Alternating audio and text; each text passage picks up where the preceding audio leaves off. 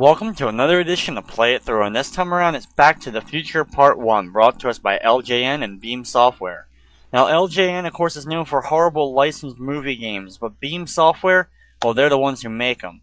Now Bigfoot, Back to the Future Part 2 and 3, and Bad Street Brawler are just a few of the terrible games Beam Software produced during the NES era.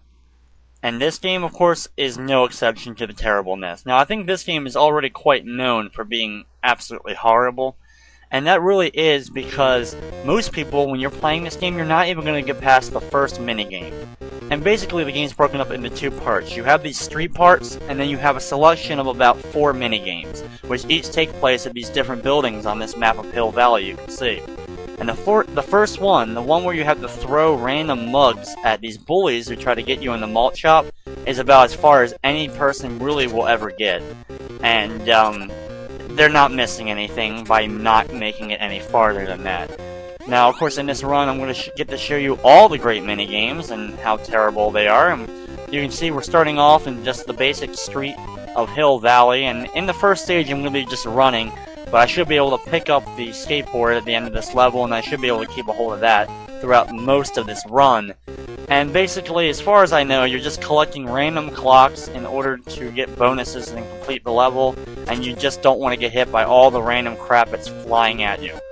The worst enemies really come down to the red shirt bullies and the random bees, because there actually is 2 separate bullies. You have these red shirt bullies, and then you have blue ones that basically just walk in a square, while the red ones kind of home in on you for a second and then follow you. And then you have the bees that will just non-stop. I don't know how many giant bees or hornets or whatever they are in Hill Valley, but apparently there's 1,000 of them, and they all want my one character dead. Now, I say one character, I mean, he doesn't even look like Marty McFly, which is another thing. Of course, I think a lot of people have already said why this game's terrible. But through most of this, I'm just going to, if I'm talking through it, you're really not going to be missing much. It's really nothing I can explain. In order to defeat this game, in order to beat this game and complete it, it just really comes down to either luck, or it comes down to memorizing the maps. Because the maps are the same every time you play the game. The items are always strewn about in the same spots, and the enemies are always spawned in the same spot as well. It just really comes down to memorization or luck, and usually it's a combination of both is what it takes in order to complete the game. Now, at the end of each little segment, when you get to like a 4-way crossing, is when you finish the level and you rack up your points, and then you just keep going.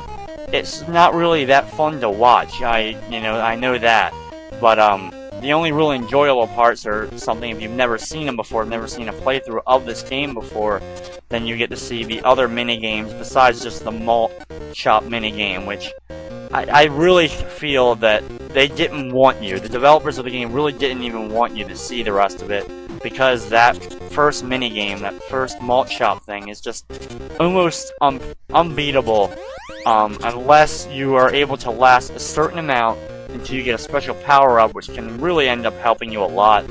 But it's still almost, for the average gamer, they're just never going to get past that part. Which I really think is part of LJN and Beam Software's plan. They just don't want you to get to the end of it. You just keep trying and trying. So you really think you got your money's worth, but in fact you just wasted all your money buying a crappy licensed game. But yeah, LJN and of course then THQ are the real reasons why licensed games have gone down the toilet over the last 15 or so years of video games. Just, they used to make good licensed games. Companies used to do that, but LJN and THQ showed that you can make a very cheap game in a very little amount of time and make a good amount of profit, so why put any effort into it unless you have to? And the sad part is THQ is still around today doing the same crap, and it's sad. No one should buy that stuff. But that wraps up that level real quick, and now we're going to go on to the actual first mini-game that, we're done the first street part. And here we go, Lou's Cafe. Now behind the counter, I'm going to be able to move up and down around this counter, and I have to shoot 50 of these bullies.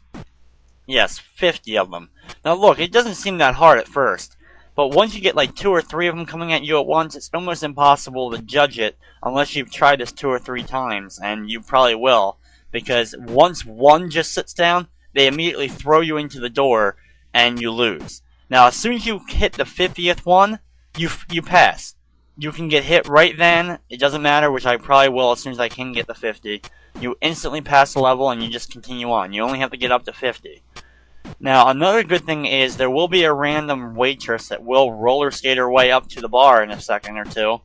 And what she's going to do is she's going to give me a milkshake that is a power-up that I can use at any time, which immediately sends all the incoming bullies flying on their butt. Now, here she comes. If you accidentally hit her, she runs away and doesn't give you anything.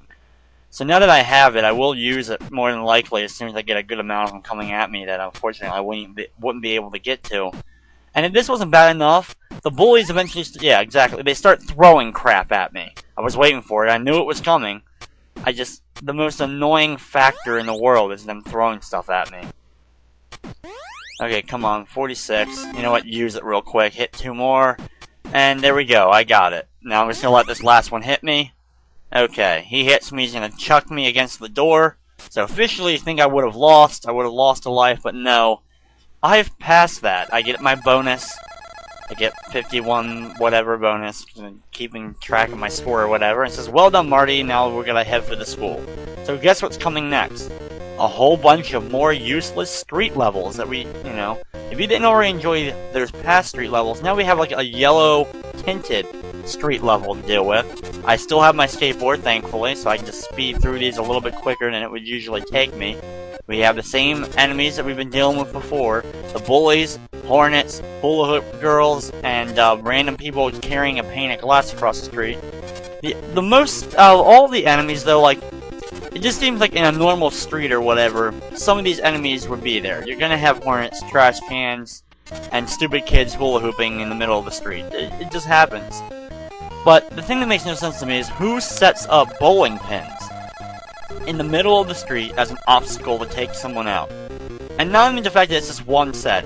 There's like 30, 40, 50 or more sets of bowling pins, 10 of them, perfectly set up, just for me to like knock them down. Now I get it, I'm like throwing bowling balls at people. That is my projectile weapon. Which, whatever, that makes little sense as well. But the bowling pins being set up is what I think makes absolutely no sense at all. Like, it just boggles the mind. And it's really the most interesting thing I can talk about while playing this game, because the rest of it's very uninteresting. Pretty much similar to when I did my Back to the Future Part 2 run, and which later in the week you'll get to see Back to the Future Part 3. I'm sure you're all looking forward to that, because that's a pile of crap that no one should ever play. It's just one of those games. This is one of those games that I hope, if you were a kid during this time and you saw Back to the Future, I hope your parents said, you know what, we're not buying you this stupid Back to the Future game. Let's go, spend the money somewhere else. I hope you had one of those parents instead of one of the parents that actually let you buy this game, like my parents, and we got a miserable experience out of it. Because, I as a kid, I could get all the way up to the malt shop, just like most people, I'm sure, and I never would get past it.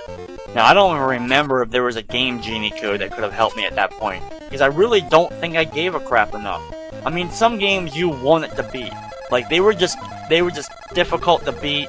You knew there was an ending, it was fun to play, you just were stuck in an area, so you would use a Game Genie code to get past it. But this is just one of those games that it's not even worth the time. I'm sure there's probably some Game Genie codes for like infinite lives, which in the end really doesn't help me.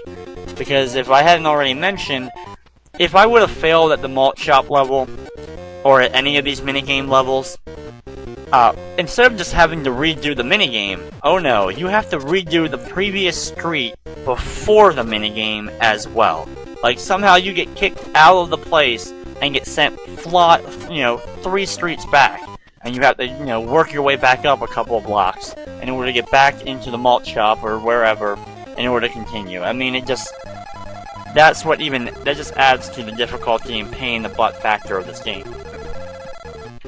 Now, here we go, we're actually, finally at the school, and now we have to break Lorraine's heart, your mom's heart. Yes, you have to break your own mom's heart.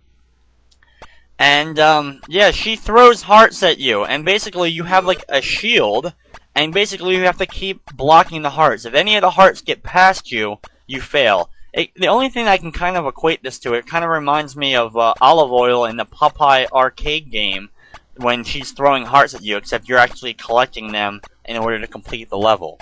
And if you haven't already guessed, you have to survive for 50 seconds. Not collect 50 hearts, but survive for 50 seconds.